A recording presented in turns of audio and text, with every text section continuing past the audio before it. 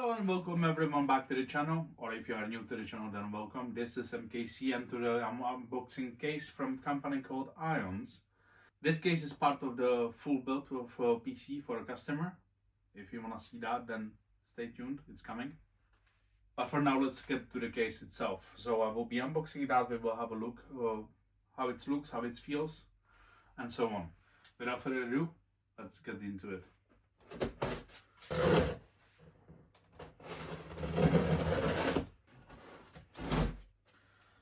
Right, so that's unboxed.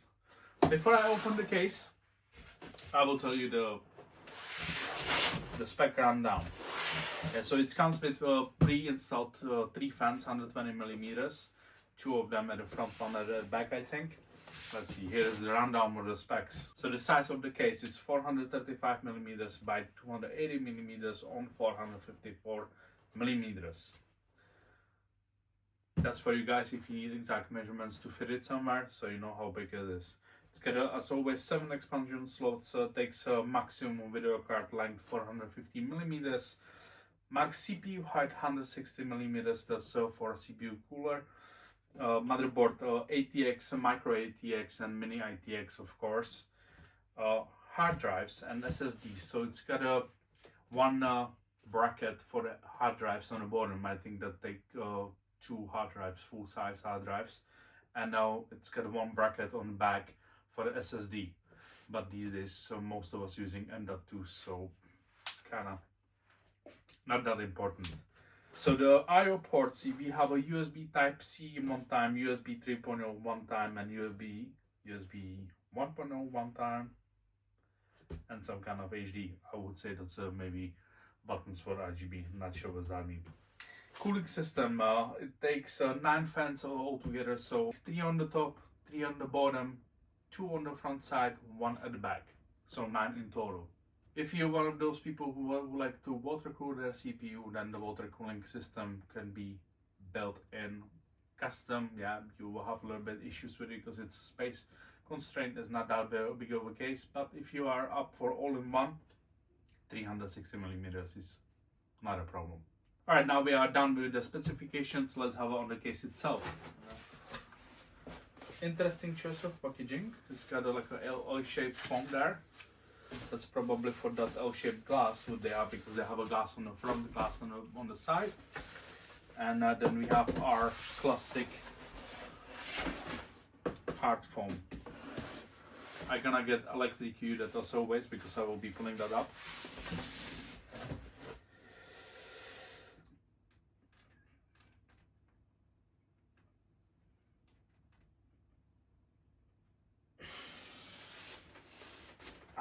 Okay, good.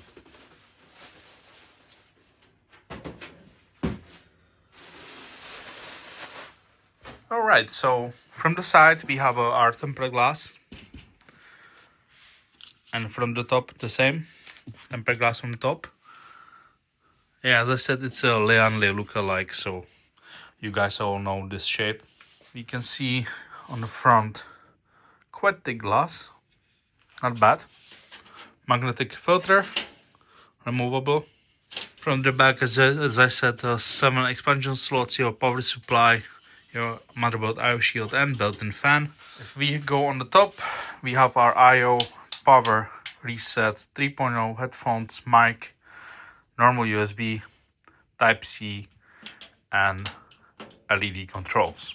From the side here you have an air intake with pre-built 2 fans, and whole bottom from front to the side it's mesh, so that's could be adding to the cooling. On the bottom you got another magnetic mesh filter, got our rubber feet here and there. Let's have a look inside. So let's start with the side. It's a little bit, it's soft metal. So with the main glass, be a little bit careful, guys. So it's held with this captive thumb screw and then partially with magnets. So you undo this and then you can go like that. You will get this gap. Stick your finger in and then you lift.